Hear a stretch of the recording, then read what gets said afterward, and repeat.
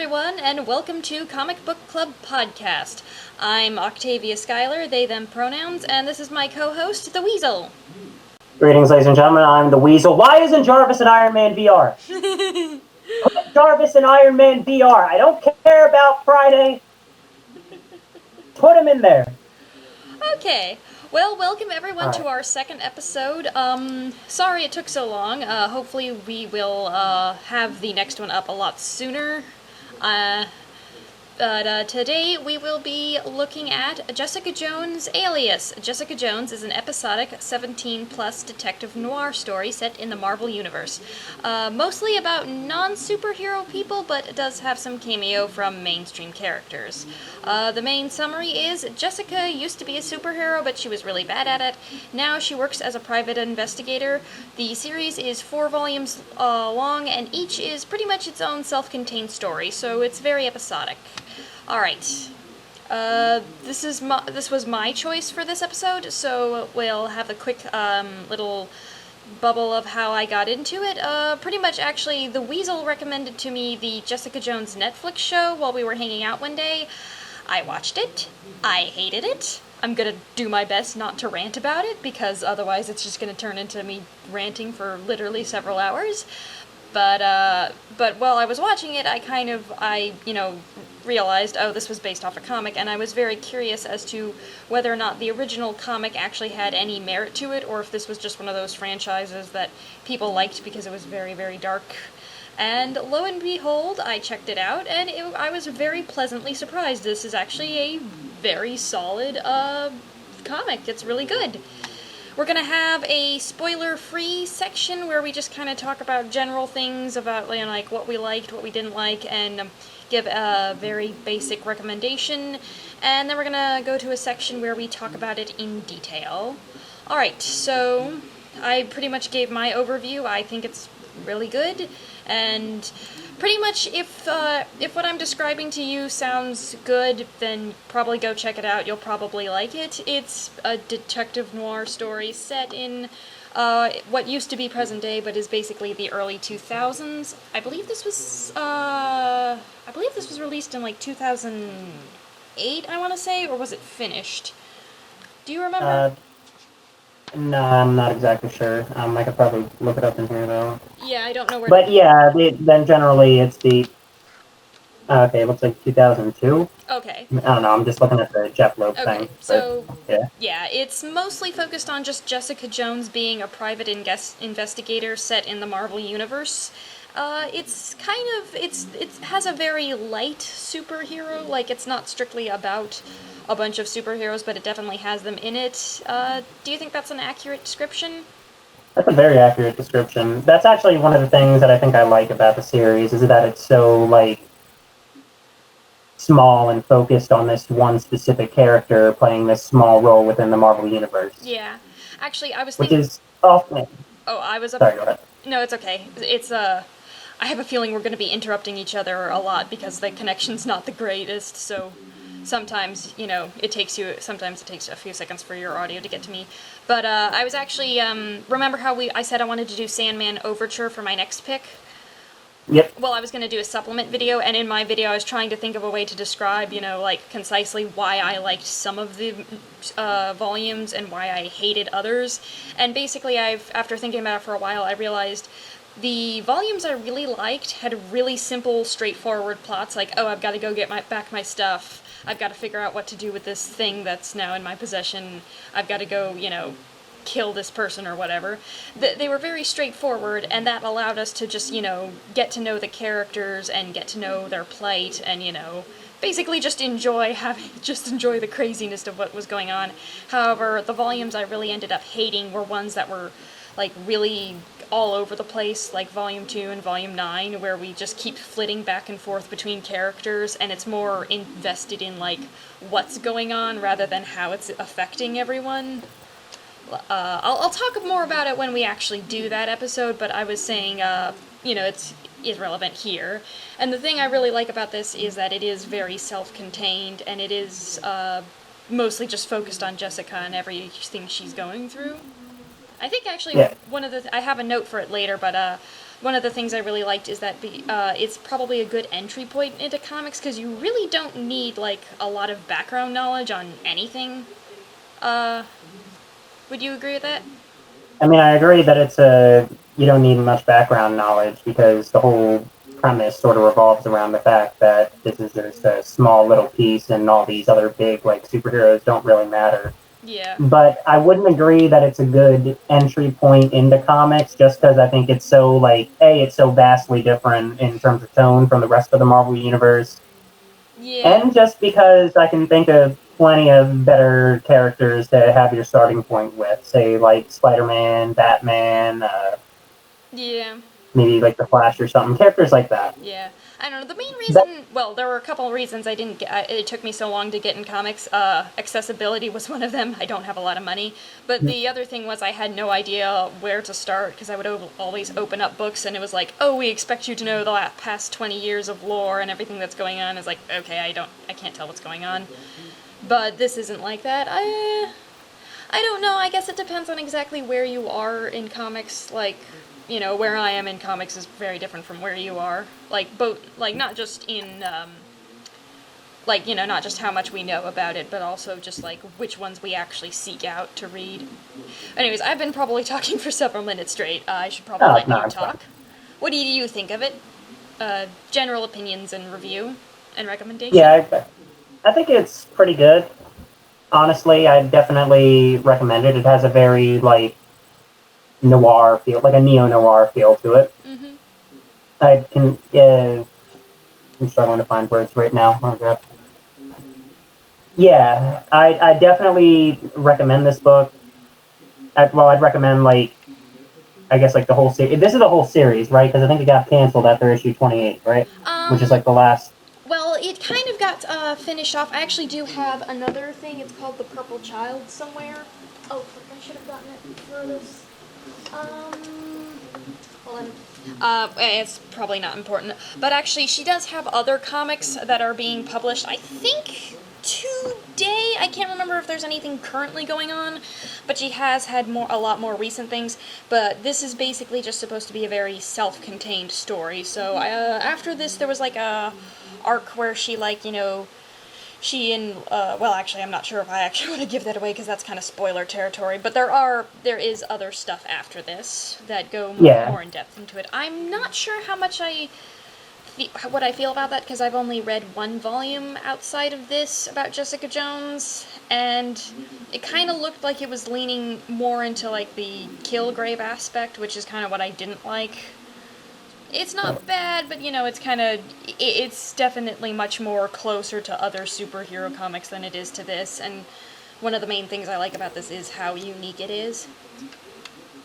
Yeah, but what I was trying to say is, like, if there's any Jessica Jones series that you're ever going to read, if you as a reader only plan on reading, like, one Jessica Jones series, I'd say this is it. It's very well written, very interesting, like, stories involved in it, very interesting characters. I like the fact that Scott Lang actually does play a huge role after his introduction into the series, because I do enjoy the character, and I do enjoy, like, I enjoy the Avengers references that they have, especially in the latter half of the series, as well as yeah, it's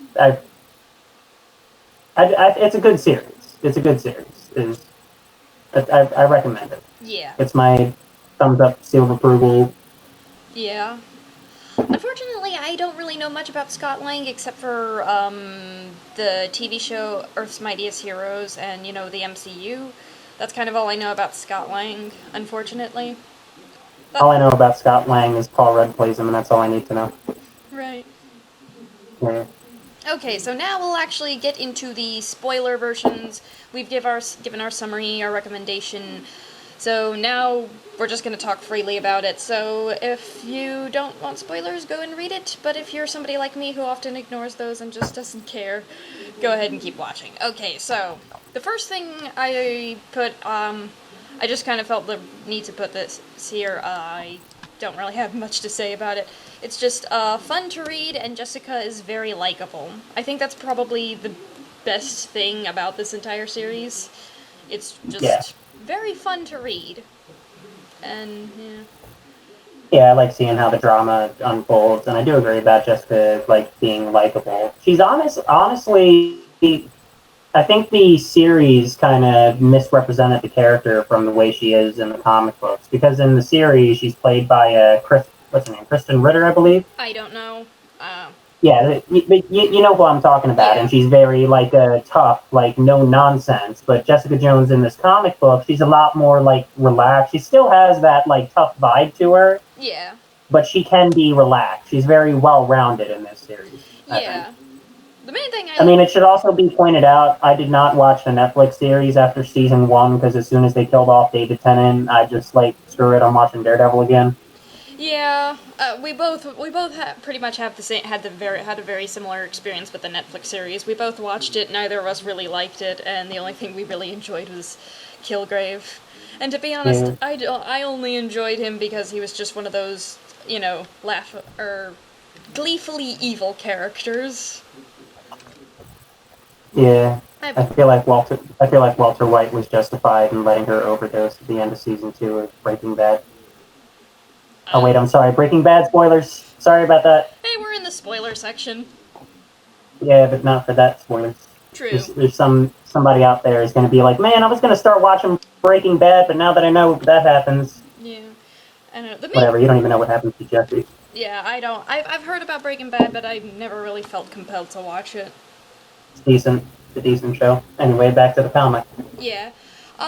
Yeah, honestly, I would have to agree with you. The Netflix show actually really does misrepresent her. The main thing here is, like, she's kind of got a tough, I guess the first thing coming into my mind is tough biker girl attitude. But at the same time, unlike in the series, she's actually very gentle at times and, like, very compassionate. Like, there are times where, you know, because she is working in basically crime investigation. Well, yeah, exactly, crime investigation. So there is a lot of times where, like, she meets victims of crimes and kind of has to talk them down from their panic or their distress so she can, you know, get a good description of what's going on. And, that definitely did not show through in the Netflix show at all. I mean, again, I'm trying not to talk about it too much because we're here to talk about the comic, but it's kind of hard to, considering, you know, the show got so much wrong. Like, I'm not one of those people, like, we actually both read the comic after the show, so we're not like the type of people who will just hate things merely because it's not like it was in the comics, but if the comic did something better, I'm going to use that as an example. I couldn't hear you there. Tom Holland Spider-Man, sure, but other than that, no, we're not those type of people. Yeah. Yeah. Alright, so, you were discussing the... Oh, I was just saying how I didn't want to make this out to be like just because it's not like the show it's bad, but you know, the show got a lot of things wrong, the comic got a lot of things right. I'm going to talk about them. All right, so the next thing is not overly graphic. I do like that. It does, we should probably, no, I actually did already say that it does have the 17 plus rating on it, but honestly that's mostly for language. Like, there's a little bit of blood and a little bit of sex in it, but for the most part, like, I mean, yeah, which is one of the things... Wait till we read on it, Max. Yeah, which is one thing I really enjoy. I mean, I am a little bit more squeamish than the Weasel is, unfortunately. I remember I still haven't watched the Daredevil series again. Yeah, but we were watching it when we were, like... we must have been, like, we were teenagers. I think we were both, we were both 15 or something. Yeah, somewhere around there. We're like 2 days apart. Or no, wait, it's 3 days apart. Basically, yeah. Yeah. So yeah, I think we were both around 15, and you really liked it. I liked Daredevil too, but it was too graphic, and yeah, okay, all right. We kind of keep going back into the thing of the how I actually I guess this probably is why both of us should write on the document, because now I'm probably the only one. Well, not probably. I'm talking a lot more than you are. All right. I mean, you know, I feel like I was talking a lot in the last episode just because I knew a lot about Watchmen, so, you know. Yeah. You're sure. You do whatever. Yeah. I already mentioned that. So pretty much the next thing I have here is good dialogue and good LGBT representation. This was actually good dialogue is actually that I'll talk about the LGBT representation for a moment. Then we'll both talk about the good dialogue.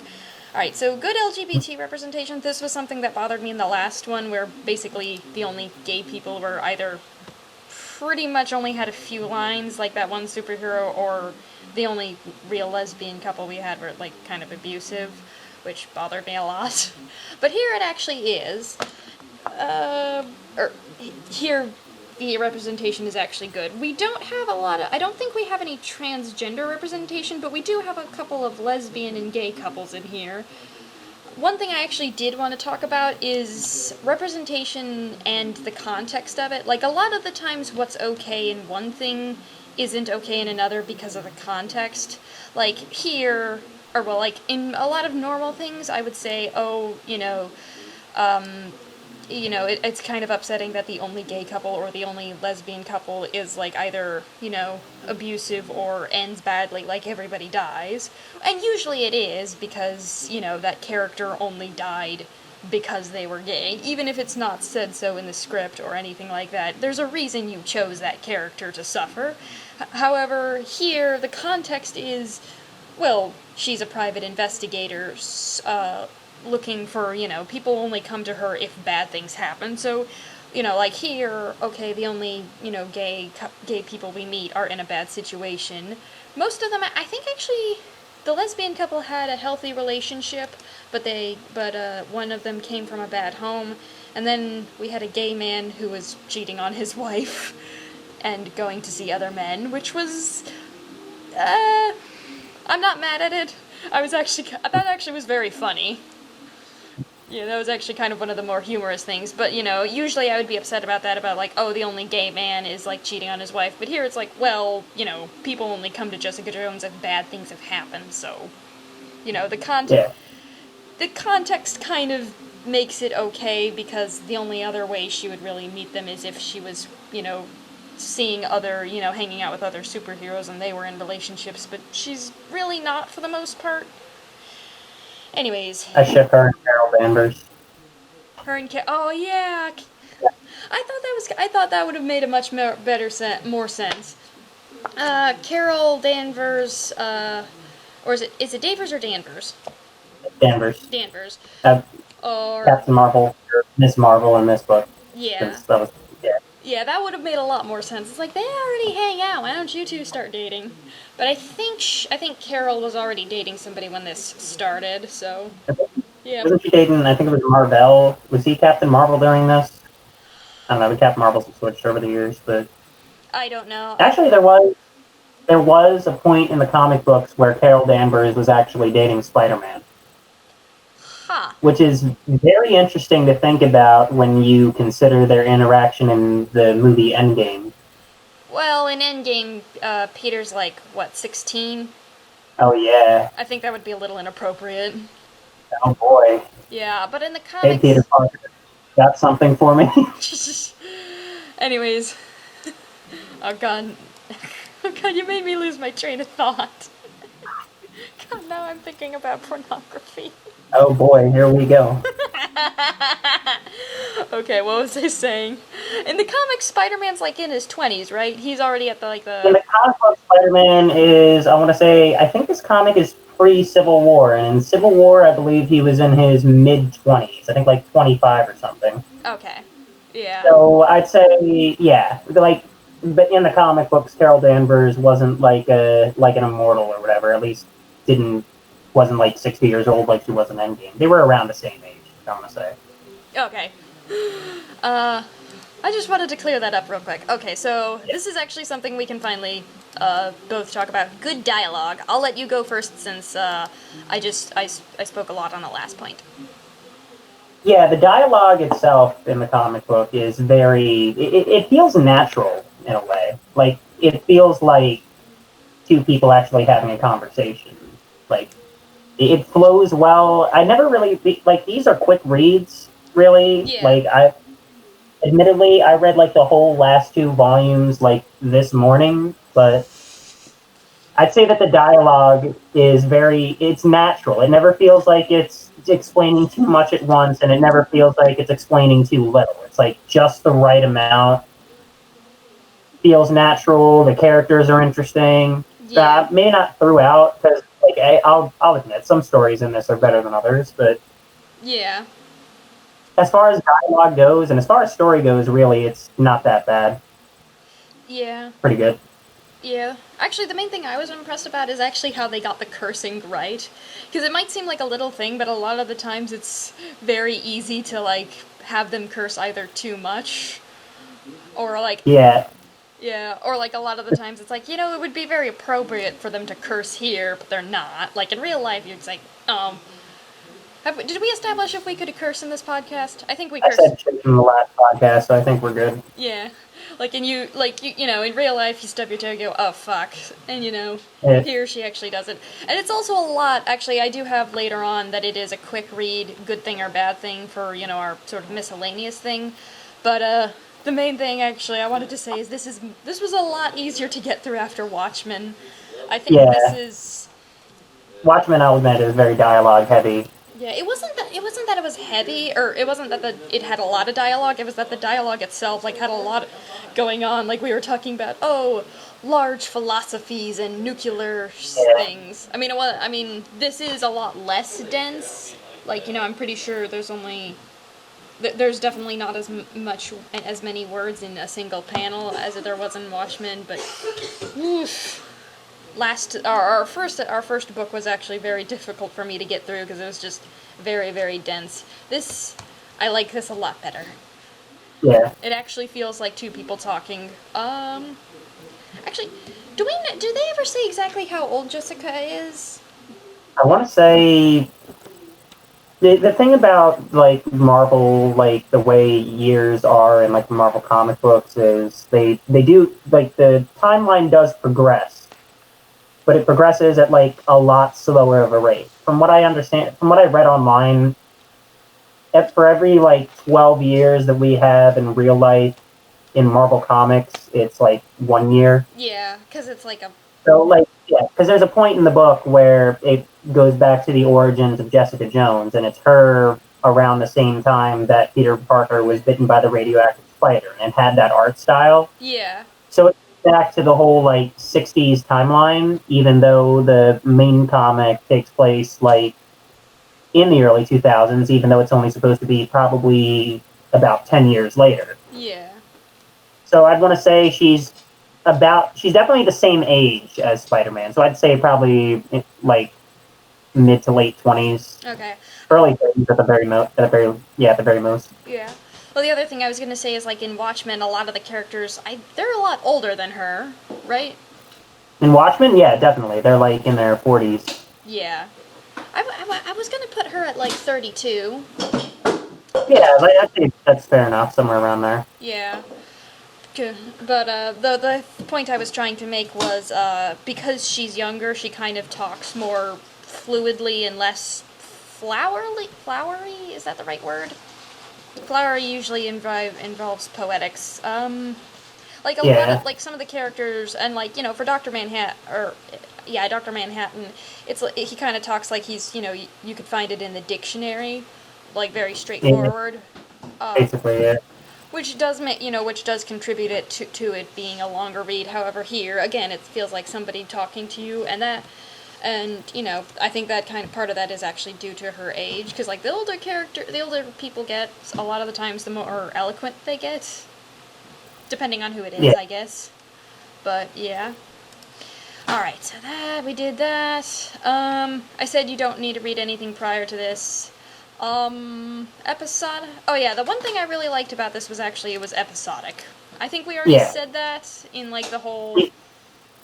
You mentioned that, yeah. I think the thing is that Jessica Jones' Alias was not intended to be read in like a graphic novel format. Like originally, I don't think they knew when this series was going to end. The only reason that it ended where it did was because it either got canceled or I didn't actually research this. It either got canceled or they just wanted to move the story on somewhere else. But it's an episodic format because that's how most comic books are, especially nowadays when like you have multi-issue stories. Yeah. Like Oh, I was actually... so that like that was, sorry about that. No, it's okay. Go ahead and finish up your thought, because I was going to say that in the back of the comic they actually say why they stopped this particular arc or whatever. Yeah, I think I stopped reading after that. But basically, the way comic books are when they're a continuing series is they're supposed to be like, originally they were like villain of the month format. I have the first 20 issues of like the original Spider-Man run back in the early 60s. That is like every issue there's a new villain, and every once in a while they'll have like 2 issues with that villain. It is very episodic, and I think that was definitely the intention because the series was meant to be ongoing, and it just didn't get there. Yeah, I was about to say they actually, I just remembered, they specifically say in the, in sort of like the author's note in the last volume that this particular series got canceled, but they were going to start The Pulse, which is also starring Jessica Jones and Luke Cage. He joins them, he pretty much becomes the main character along with her. So that was why they ended it here, where they did. Because after that, it kind of, from what I understand, after that, it kind of becomes much more serialized. But yeah. I'm not sure because I haven't read it. But yeah. That is one of the main things I liked about this, is once you closed one volume, I could actually take a break from it, where, with other comics, it's like, well, now I have to wait and spend $50 more on like another collection in order to get the story, because I don't like buying my comics issue by issue. I buy them by volume. They're a lot easier to take care of, and they're a lot cheaper that way. Exactly. That's me with Spider-Man 2099. I'm like, still have yet to buy the 3rd volume. Yeah. I really want to read War of Realms. I think they finished that, but it was like this huge event with like Malekith, like basically trying to take over all the 9 realms, and Malekith's one of my favorite Thor villains, because he's another one of those just gleefully evil villains who just relishes in everything he does. And I really want to read that, but I'm waiting for it to like be published in a complete collection, or just like a volume, something. Okay, alright, the last thing in Things We Like is Zebediah or Killgrave. I'm just going to call him Zebediah from now on, because Killgrave is a stupid, stupid name. So I think Killgrave is an amazing name, honestly. just because it's so like stupidly evil that it's like I'm trying to think of another villain with like a stupidly evil name, but it's like Doc Ock? It's just not Doc Ock. That's Dr. Octopus. I'm trying to think of like somebody with like, it's like right, I forget I said anything. But It's okay. yeah, I like the name Kilgrave. It just like gets to it gets to the point. I think it gets to the point actually better than the Purple Man does. Which is supposed to be his like superhero name. I mean, like, neither name really explains his powers or what he does, but I mean, like, the Purple Man is like, ooh, who's the Purple Man? That's a good mystery name. But then you get a name like Kilgrave, and it's like, I want to stay away from that guy. Yeah, I guess my main... He's I guess my main thing is Killgrave kind of sounds like a name that you would get in a Saturday morning cartoon villain, which is fine, except for it feels out of place, because this is a much more, down-to-earth story, and it's a much more darker story. Yeah, I mean, I'm pretty sure Kilgrave was introduced in a comic, like, long before this, because they do talk about how he used to be, like, a Daredevil villain, that he was captured by Daredevil. Oh yeah, his very first appearance was as a Daredevil villain somewhere in the 60s or the 80s. Yeah, that would definitely make sense then, because back then comic books were a lot more like Saturday morning, like villain type. Yeah. Like you had villains like Whiplash. It's like an Iron Man villain. Yeah. Yeah, they were a lot more like to the point. Plus, I just think Kilgrave is a badass name, honestly. Well, it's each their own. I do like the Purple Man better, though, because I mean, it still kind of sounds like a silly name, but at the very least it makes sense, because he is a man who is purple, and, that is a good way to identify him. And also, Yeah, you're right, it does kind of have that edge of mysterious of like, well, why is he purple? Yeah, like, let's chase the, like, yeah. Or rather, it's like the woman in black or whatever. It's like a name like that, where it's like the only identifying marking is that he's purple. Yeah. And then you find out who he is. And then it's like, oh, okay. Yeah. Okay. I, It's mysterious.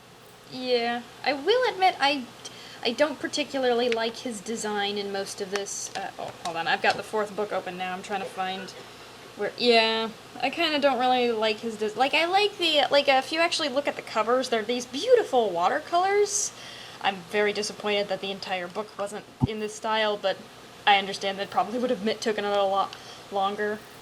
I don't know how. I mean, there was like one issue that was mostly in watercolor. It was like the first issue in volume 3, where it was just like the Daily Bugle stuff. Was that in watercolors? Yeah. It Oh it looked yeah. like it. Yeah, it at least looked Yeah. like it was in watercolor. But I don't know. Yeah. I think I prefer the classic like lines and shading, just because I feel like it's more kinetic and easier for the eyes to see. Yeah. I mean, that's judging it from like I'm not a huge like art person like you are, so you know. Yeah. Um. Yeah, I'm reading I'm actually looking at the watercolors. You're right. However, a lot of the watercolors are like a bunch of larger pictures. Like we get more full page panels. So I'm not sure it would actually be practical to make a watercolor comic. I have seen it done before, but only in like a single issue one shot. That was a fan comic of Labyrinth. I have like a volume of just like fan comics of Labyrinth, and one of them was in watercolors. But yeah, but what I was saying is like his design on the front cover is like really good, and just the covers in general are really good. But when you open it up, he's kind of just, eh. It's just a purple man. Yeah, well, it's mostly his hair that I don't like. It's black, while the rest of him is purple, and it's just also a little bit the structure of his face and just his hairstyle. He has a very ugly hairstyle. I hate that hairstyle. Like, I think his like when he's walking down the street, it's kind of just this sort of generic, just I don't know, generic Like, businessman like, hairstyle number 5. Yeah.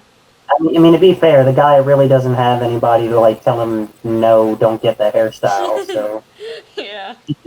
like if he was made in the '80s, he'd probably still be rocking like a mullet and like a handlebar mustache. Yeah. And I'm just now imagining David Tennant in a handlebar mustache with a mullet. Jessica! Oh god, now I can't get that image out of my head. He would make a very good handlebar mustache villain. He has Jessica, I'm going out with my motorcycle friends. We're gonna go to the bar and drink Jack Daniels. No.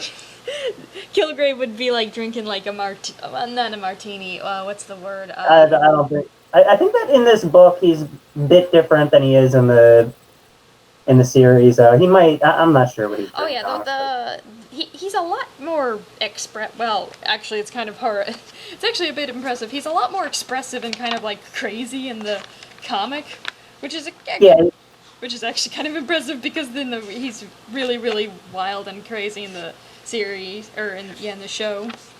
Yeah, if there's one thing that the show did better than the comic books did, I think it's the character of Killgrave, because he's just so suave in the show. Honestly, like if there's any one thing that kept me with the show, it's watching David Tennant as Killgrave, like watching him develop as a character, just watching him do things, watching him just being a jerk to people. Honestly, Yeah. he just plays it so well, and I feel like in the comic book he's just kind of like generic crazy, like breaking the fourth wall constantly. Yeah. I do have Yeah. a couple notes about that.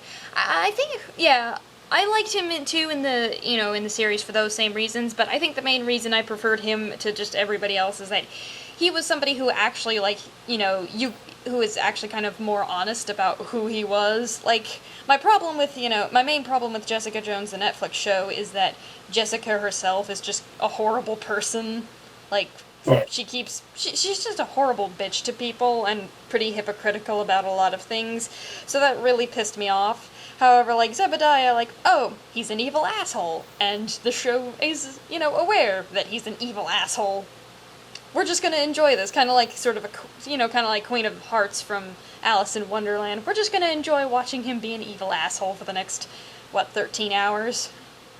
Yeah. Yeah, Basically. that is the one good thing I will say about the show, is that they did that better. Here he kind of is a lot more generic, but I did actually still find him pretty funny. Alright. I mean, I thought he was alright. I didn't think he was, like, terrible. I just preferred the show version, honestly. Yeah, the comic versions kind of feels a little bit more generic. Yeah. A little just kind of... Oh, like that, like in that one random guy video where, like, the Green Goblin has to pretend to be high, and they're like, oh, doesn't his high seem like a little more generic now? And he's just, doing random stuff. Yeah. Alright, so that actually couldn't kind of probably, well, actually, no, that's things worth mentioning. That's in things worth mentioning. But now I guess we can segue into things we don't like. Do you want to go first? No, you can go first. Okay.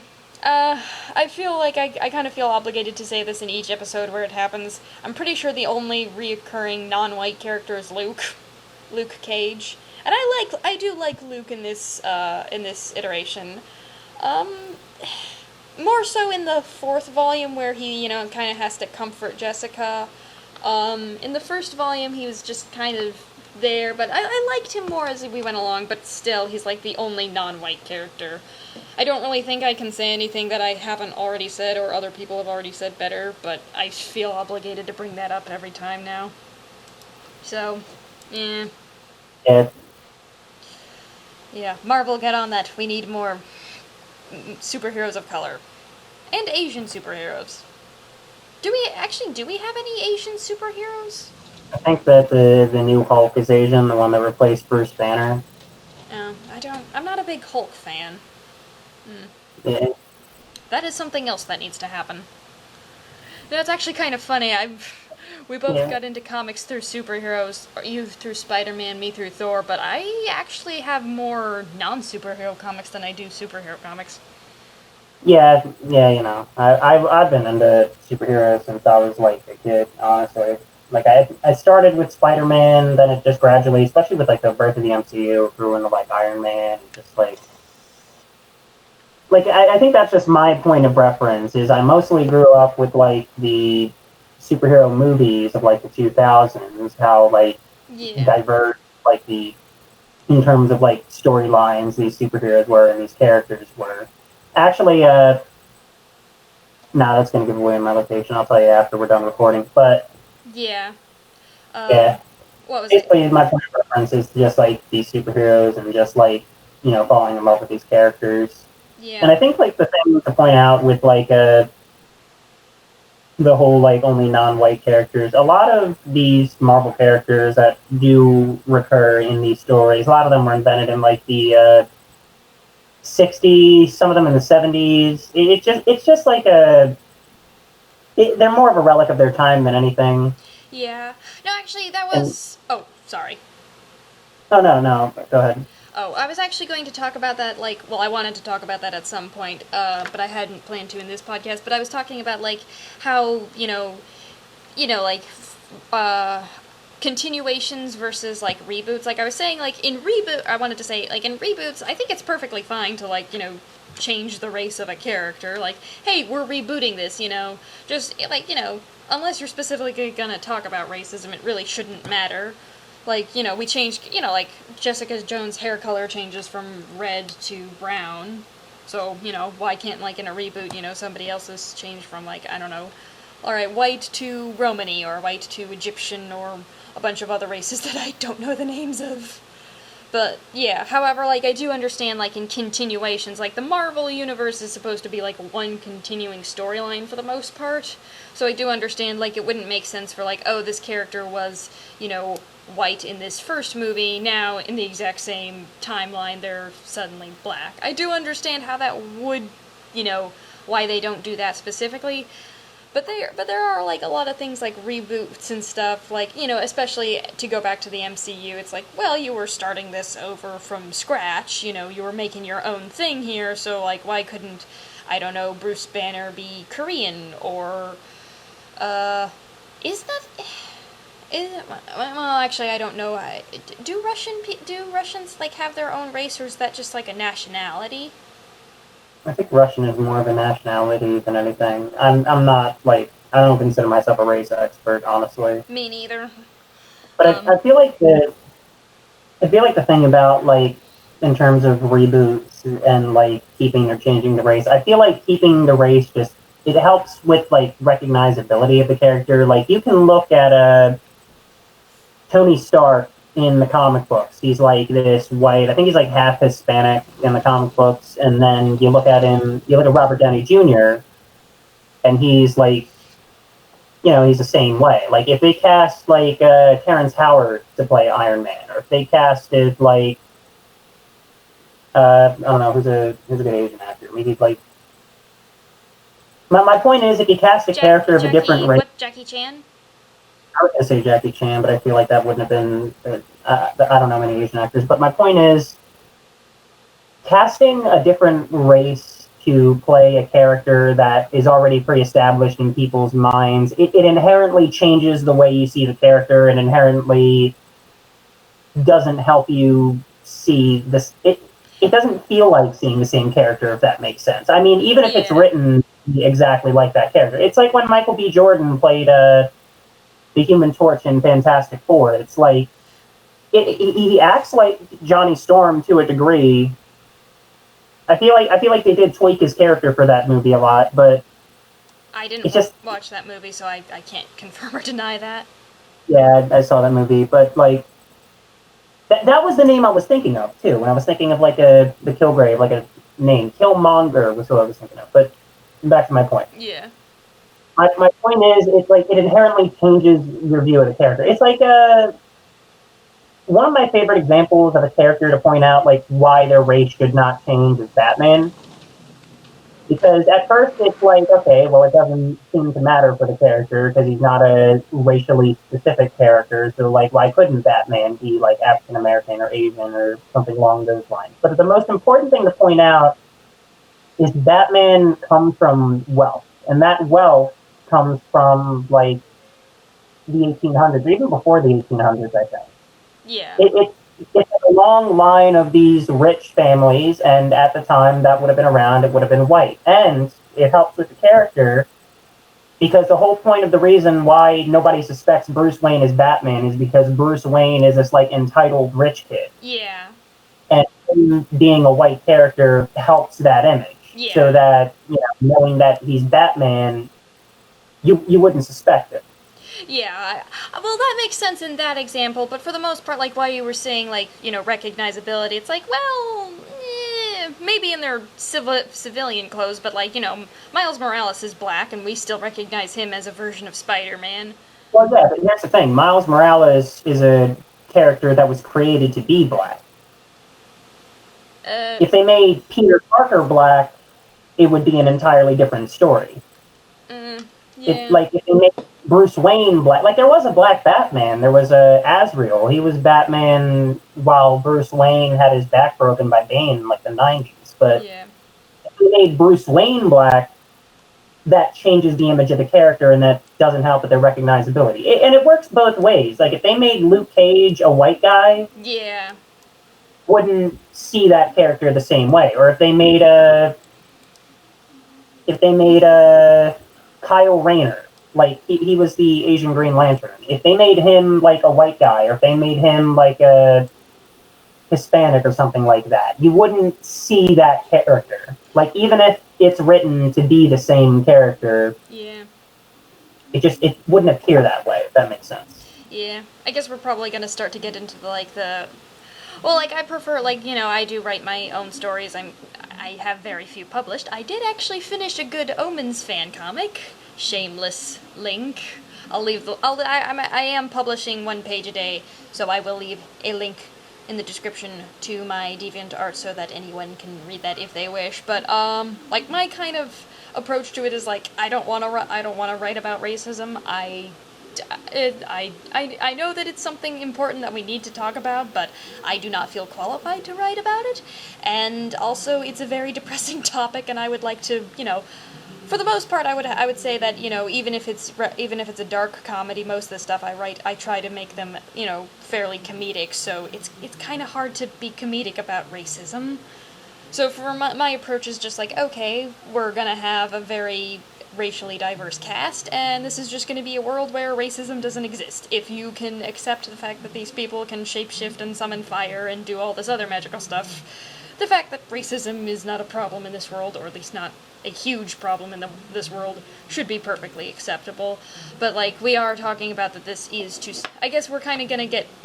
If we sort of continue down this road, it would be sort of turned into the argument of, like, well, how close to our world is this world, and, how important is their race actually to their characters? Because you're right, like, a lot of people would be very, very upset if Luke Cage was suddenly a white person, and that would take away a little bit of, I don't read a lot about Luke Cage, so I don't really know much about him, but that would take away part of his character, so... Yeah. I mean, I guess in that case the solution would just be we need to introduce more newer characters that are with a racially diverse cast. But yeah. Anyways, I think we've talked about that. I'm probably going to bring it up in the next one, but just because I feel obligated. But what was I saying? Okay. So actually, we'll probably start with the easier topic after that. The series isn't rare, but it isn't easy to get a hold of. Didn't we both have to special order it from our comic shops? No, I just ordered it off Amazon, honestly. Oh.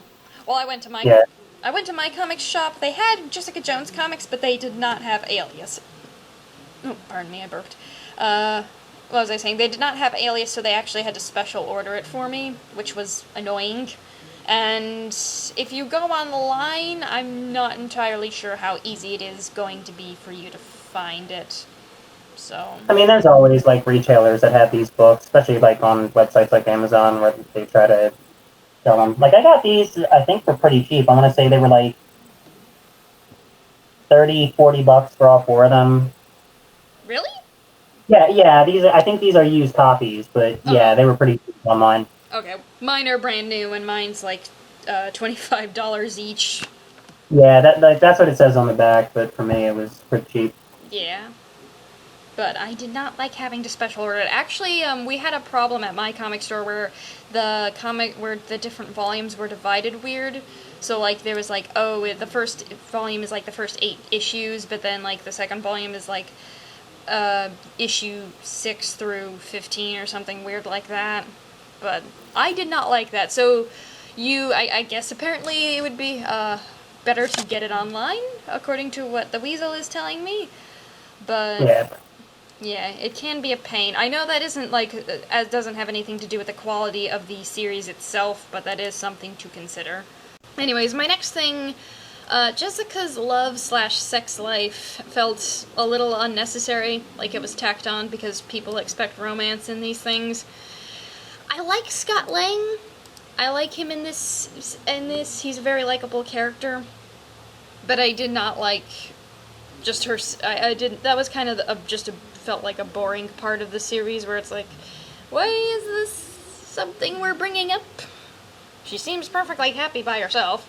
Well, okay, maybe not perfectly happy, but She doesn't seem happy at all. In fact, I think that her whole arc throughout the series, her going from, like, being this type of woman that's so, like, detached from people that she has to basically just bang random superheroes to really feel anything close to, like, love, and the fact that she opens up throughout the series about stuff like that. I honestly, I felt that her romances throughout the series were very...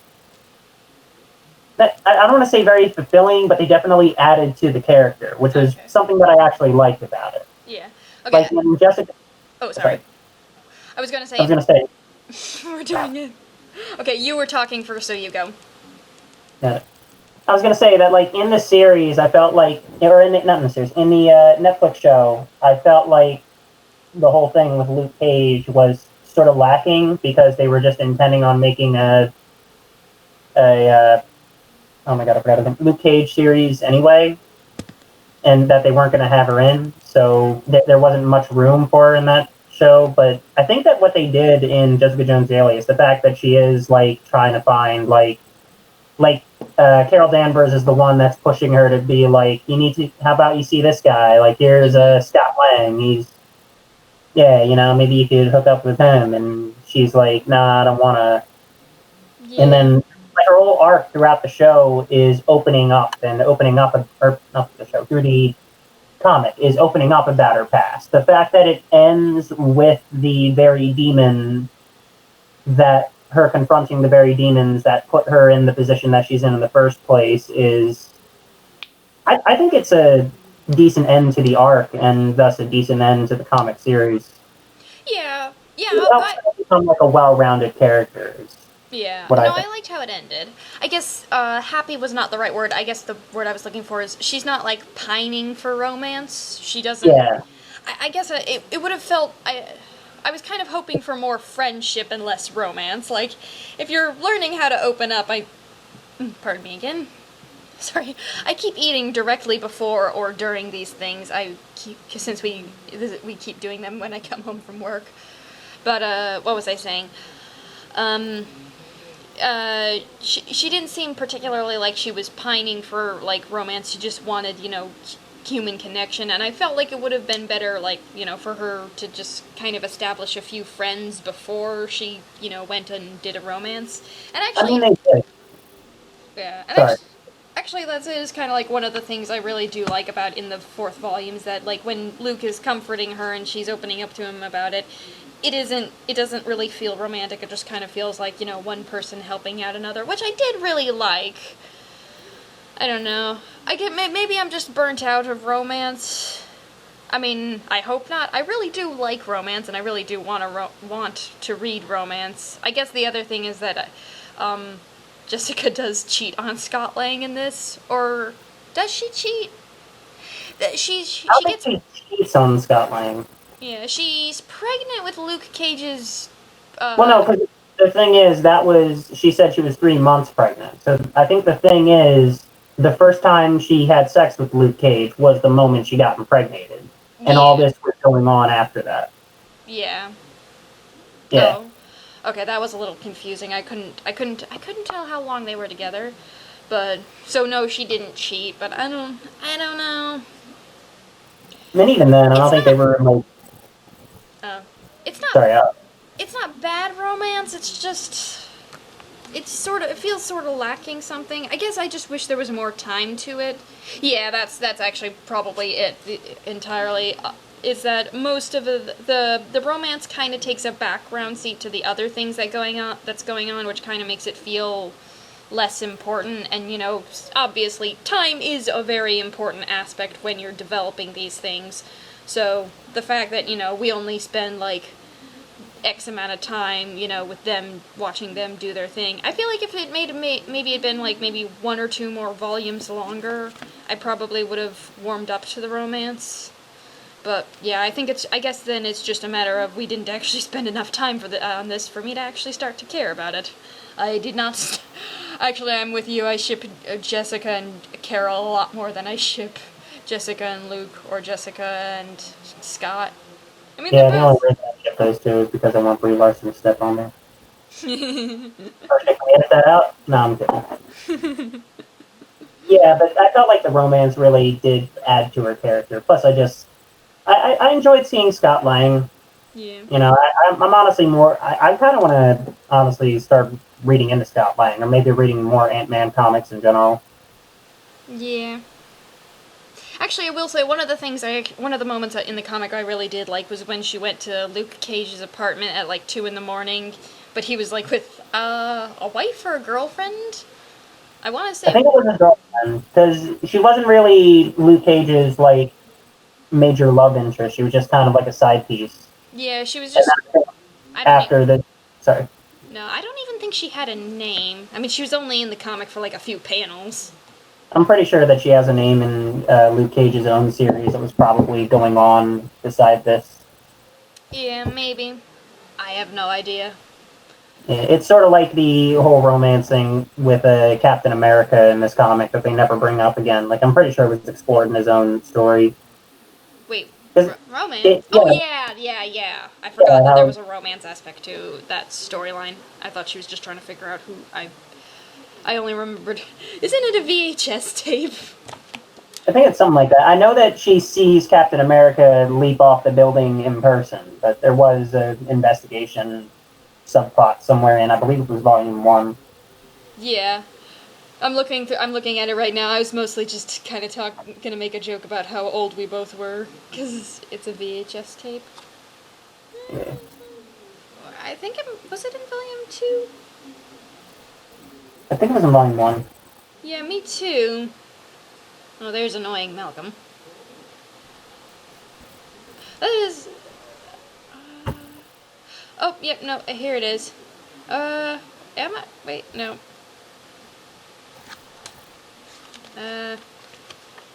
No, I can't find it. Either I'm missing something or I can't find it. I gotta check now.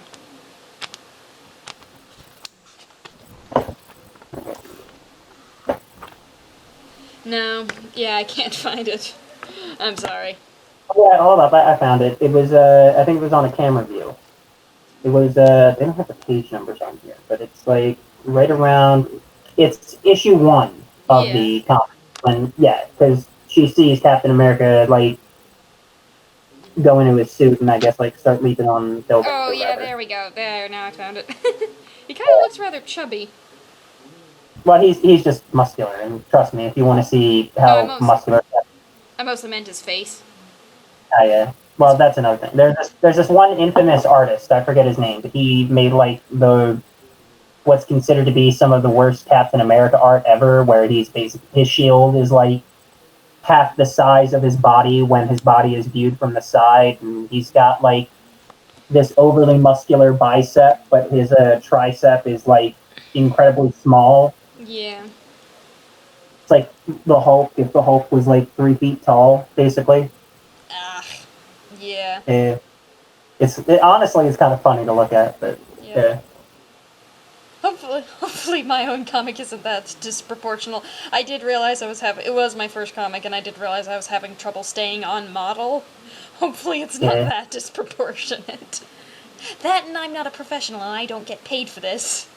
So. Fair enough. Anyways. Another shameless plug-in. Hint, hint, wink, wink, nudge, nudge. Everybody go read You gotta get an anchor, probably. You gotta do, like, the Chasing Amy thing, where you, like, live with one person and then you both work on the comic. You ever see Chasing Amy? No, I've heard vague things about it. But yeah, it was like a Kevin Smith movie I saw recently. It's not his best, but it's alright. Yeah. The only thing I have left is Killgrave is a stupid name, and he kind of comes out of left field. We already talked about his name, but he does kind of come out of left field. Like, in the comic, I was actually, I won't say surprised, but, like, was I missing something? Was there, like, build-up to that, or...? There wasn't as much build-up, but I do believe that Madam Web in Volume 3 did reference it somewhat. Yeah. Like, her whole thing is, like, she's a psychic, dimension-traveling old lady, and she, like, brought up something about her past, and she's, like, all of a sudden shocked. Like, you went into my mind? Like, like, you better shut up, you better not talk about my past. And then they start getting into it as the series progresses. Yeah, but that's, like, one arc. Like, that's one volume before it actually happens. Yeah. And I think, again, it's also to point out this was meant to be an ongoing series. It just got canceled. Yeah. So. Maybe we should at some point both read the Pulse and see what we think of that, but, I don't know. I kind of like it where it is. I don't want to read more because I don't want it to be ruined. But back to the point you were talking about, comic book characters need to have stupid names, or else I'm not interested in them. I don't want no supervillain called like, "Hi, I'm Joe Smith, and I have the superpower to shoot lasers out of my fingernails, and I'm gonna wreck up New York City." You know, I want him to be laser. His name needs to be Laser Nail, or be like, I don't know, like it needs to be like Laser Claw. That's a good. There you go. That's a supervillain name, Laser Claw. That's not bad. You know, yeah, it's sort of like if the green like. That's the funny thing though, is like Killgrave isn't even his supervillain name. His supervillain name is the Purple Man. Yeah, that's just his last name. Yeah, it's just like it's like when it's like in the reverse of when in Teen Titans the show they called Deathstroke Slade. It's like, yeah, Slade is sort of a threatening name, but Deathstroke is like that was too hot for kids TV. That's like a deadly name. Like you don't want a dude like named Deathstroke coming after you, but like if you got the Purple Man after you, it's like mysterious, but it's like whatever. But if you got Killgrave after you, it's like, oh no, he wants to kill me. This man's not only going to kill me, he's going to kill my grave. Oh God, you're going to have those like four dancing pallbearers with the they're going to pull my grave. Come back to the sun. He's going to be like, "Your grave is mine." Shooting up the grave. Like, man, I was dead already, and you killed my grave. Actually, you want to hear the funniest comic book name I ever came across? In Thor, there's a light elf. He's a background character, and he like only dies. I think he dies on his like second or third appearance. But his name is Ivory Honeyshot. Alright, I approve of that name. That is a horrible innuendo. I'm gonna guess his mother's name was Rushing Rose. Well, at least his name wasn't Alabama Hot Pocket. Anyway. His father's name was Flushed Geyser. His sister's name was Cherry Burst. Anyway. I approve of this section of the video. Oh, God. I took time out of my day to come up with dirty elf names. Yes. As you should. Actually, I'll be right back. I'm sorry, I have to use the restroom. I'll be right back. Yeah.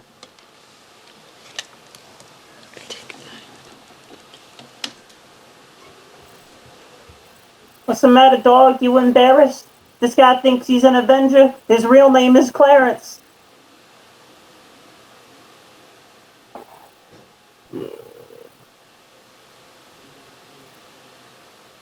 I want Jarvis and Iron Man VR. Like, I don't mind Friday. Friday is alright. But Friday's no Jarvis. I want to be able to be like, hey, Jarvis, you know? Because I don't know. I grew up with the movie. I never liked Friday, even in the MCU. It's like Jarvis should have remained the AI, and they should have gotten somebody different to play Vision. Because I get that, like, you already had this dude here, and he was working for the company a while. You want to give him a role that's not just, like, the same voice actor. You want to give him, like, on-screen roles or whatever, but he's Jarvis. Jarvis is, like, iconic. He's your robot butler, man. And I don't know, Friday just didn't feel natural. It just felt like a replacement. It's like Blue's Clues, that's Friday. The Joe effect.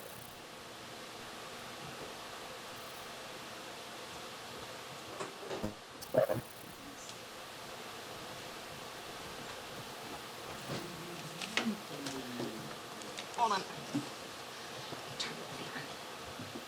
Okay.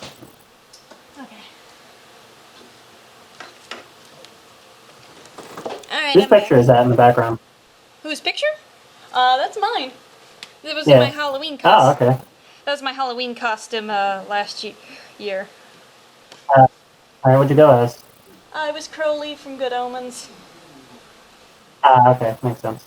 My hair is supposed to be dyed red, but I'm not sure how good that's coming out. Actually, okay, so I'm back and I turned the light on. Hopefully you can see me better. But we were talking about silly names.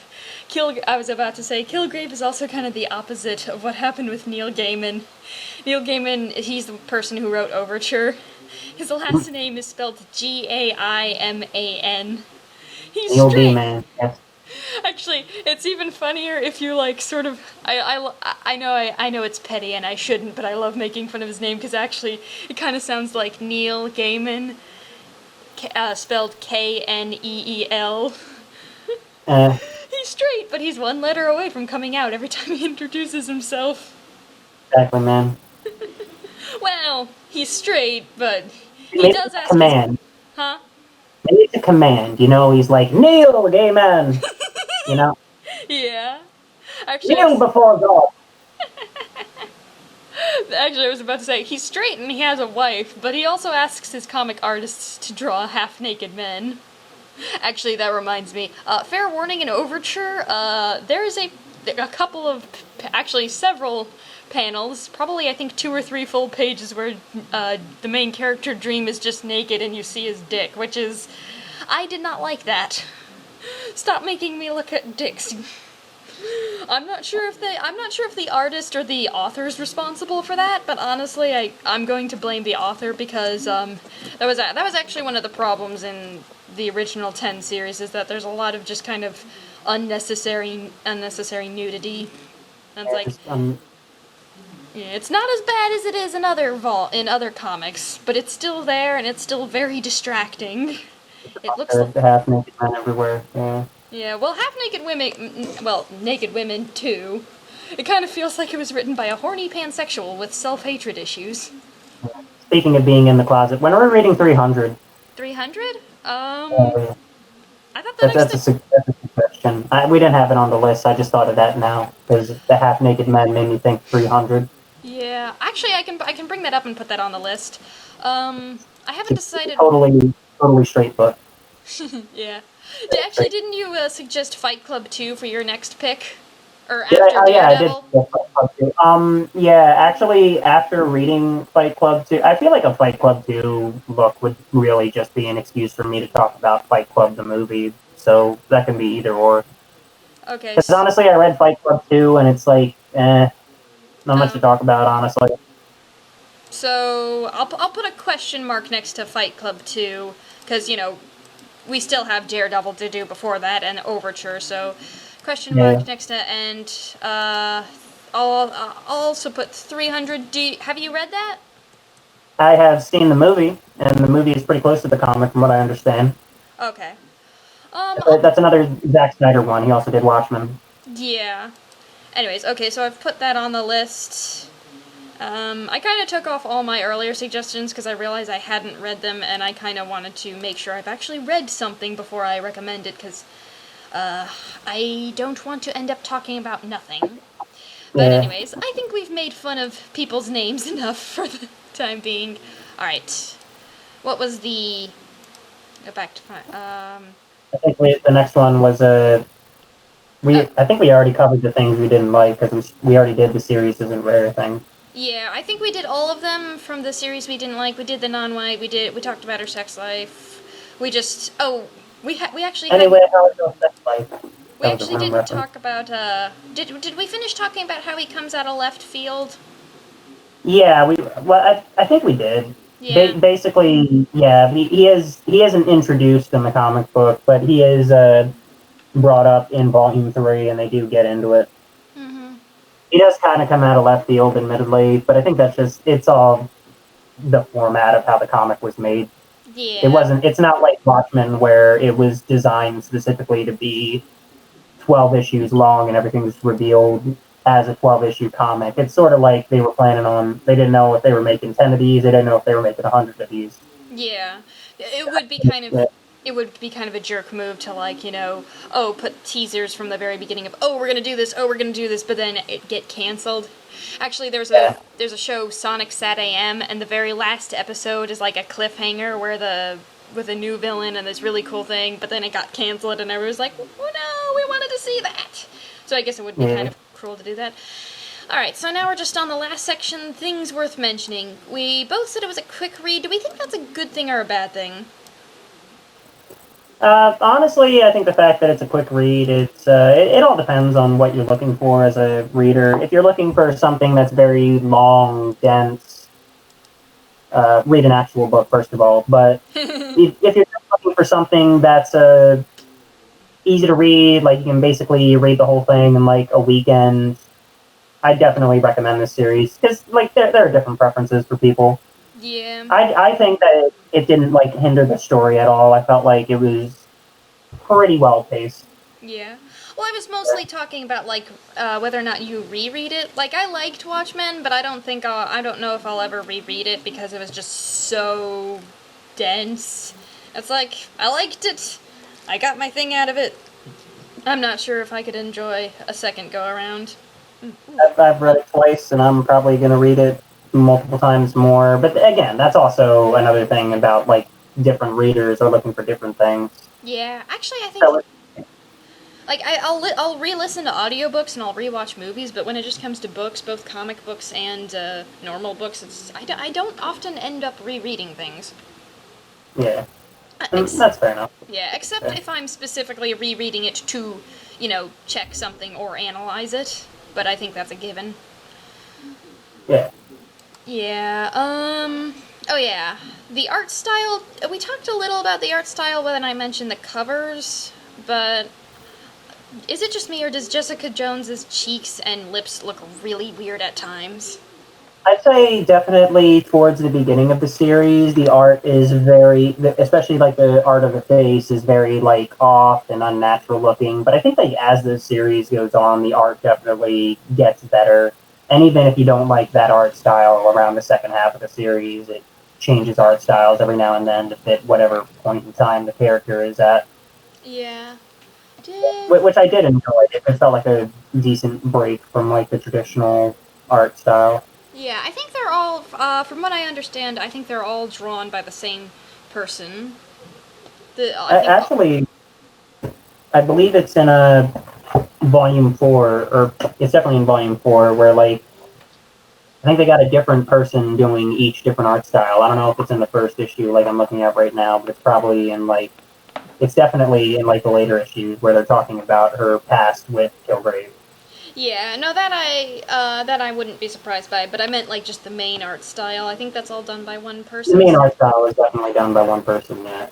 Yeah, I will say it does get better. Where's my? Yeah, because, like, you know, mostly just her face kind of gets more realistically proportioned, while in, like, the beginning, like, the lips and, like, the cheeks are kind of, well, specifically the lips look kind of big, and the cheeks often kind of look sort of, what's the right word? Softer than they should be for, like, you know, a grown woman. Kind of look, you know, something that would look good on or, you know, look natural on a child character, but on an adult character it just kind of looks weird. But in the, you know, I'm looking at, you know, newer versions, and they fix that her face is a lot nicer. Yeah. Yeah. Honestly, I think that the best art style in the whole book is the one on the Purple Haze one, where they're first talking about her past to Killgrave, and got the regular art guy. I think his name is Mike Gatos, and the dude who does the art for the flashbacks is Mark Bagley. Yeah. I'm just reading it right now.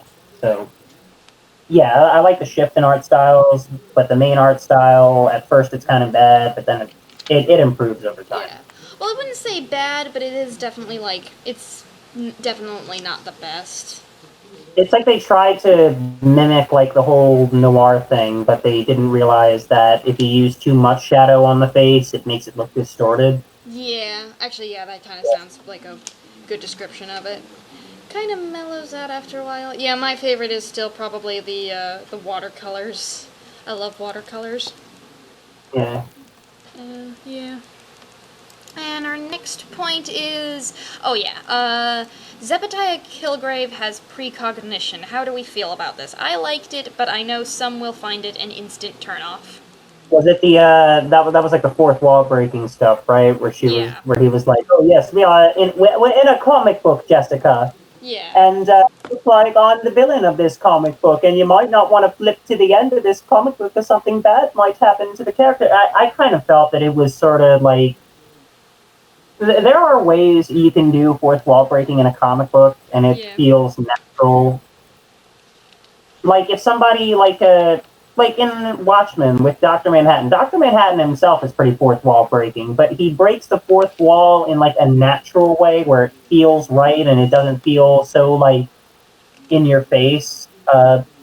Deadpool would be a good example of a character that's like obnoxiously fourth wall breaking, but for the most part it works well as comedy. But if you Yeah. don't have that kind of writing, it just comes across like, "Oh, look at me! I'm a character in a comic book, and I know I'm in a comic book. Ain't I so smart and crazy?" And it's like, shut up. Yeah. I Just don't know. want to throw it. Wish I could throw a tomato through the panel. Yeah. I know. I liked Zebediah's fourth wall breaks mostly just because mostly just because of Jessica's sort of reaction to it, or I guess in some cases non-reaction. Just let me find it again.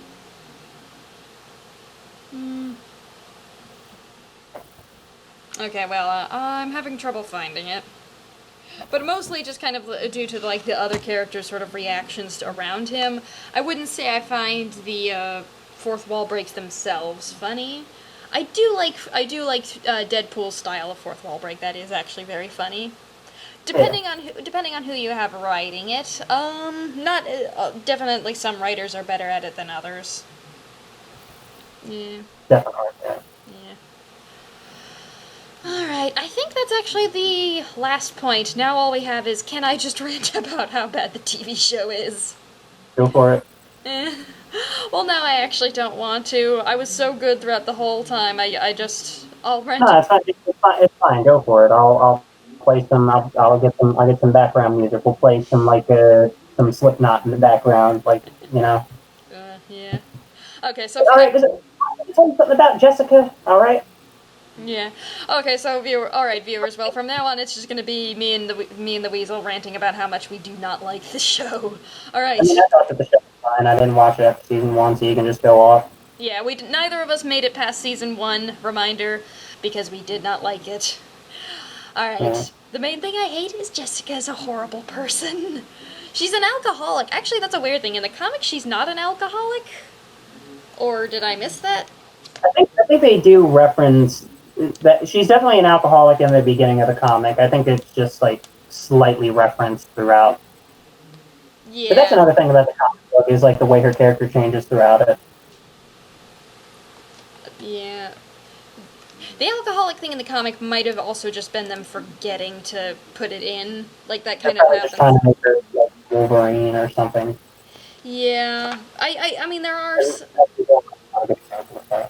Yeah, there are times where, like, she's drinking, but I don't think... it never felt like alcoholism. I think she was only drunk a couple, like, maybe once or twice in the whole thing. Anyways. Yeah. Or maybe it was a subtle sort of sign that she was getting better, that she was drinking less. Yeah, and then like before, like right as the Purple Man story gets into play, Luke Cage talked about how she was going on a drunken rant or whatever. So she sort of like relapsed in a way. Yeah. Like that's another thing I like about the story is just like the arc she goes through. Yeah. But in the show, I don't think they ever like actually properly address it. And the thing I hate the most is like Malcolm's addicted to heroin, and she like talks him into getting off of, she talks him into going clean, but she herself still keeps drinking alcohol, and it's like a little hypocritical there. To be fair, alcohol is slight less of a destructive to the body than heroin, but Well, yeah, but you think that would make it easier to quit? Like, okay, I suppose we should. No. Oh boy, heroin. That's like, I know people who have experience with that, it's not something that you can just get off. No, You I know, was it's saying like alcohol. well, alcohol. Even alcohol is addictive to Well, a no. degree. Yeah. Well, no, what I was saying is I think alcohol should be easier to recover from than heroin, since, it's, I should probably put a disclaimer, no disrespect to anyone who has ever suffered from addictions, and I'm not trying to, make it into a competition of, oh, my hell is worse than yours. I'm just saying that, both of these characters suffered from an addiction, and it really pisses me off that, Jessica convinced Malcolm to quit his, but she didn't quit hers. That's basically what I'm trying to say here. I apologize if I offended anyone. And Oh, it's alright. yeah. And what I was mostly saying is I thought alcohol would be, easier to, at the very least, easier to find help with, because, alcohol isn't illegal in the U.S., and they're a lot of, Alcoholics Anonymous stuff. Yeah. Again, no disrespect to anyone who has ever suffered from this, and I'm not trying to say, even alcoholics find it, even quitting alcohol is incredibly difficult, and my heart goes out to you, but my main thing I was just saying is I was pissed that Jessica was basically being a hypocrite. I probably should have worded that differently. Yeah. Yeah. Sorry. Yeah. But basically, she's a hypocrite. She's very rude to everyone around her. Dang it! Talking about how much I love the comic put me in a good mood, and now I don't want to ruin that good mood by ranting about the show. I think for now we should probably just, we've covered all of our topics, so I guess we should probably just wrap up, the Jessica Jones episode. Final thoughts? Read it. It's alright. Is it a comic book that I think that everybody has to read? Not necessarily, but if you're looking to get into Jessica Jones, I'd definitely say start with Alias. Yeah.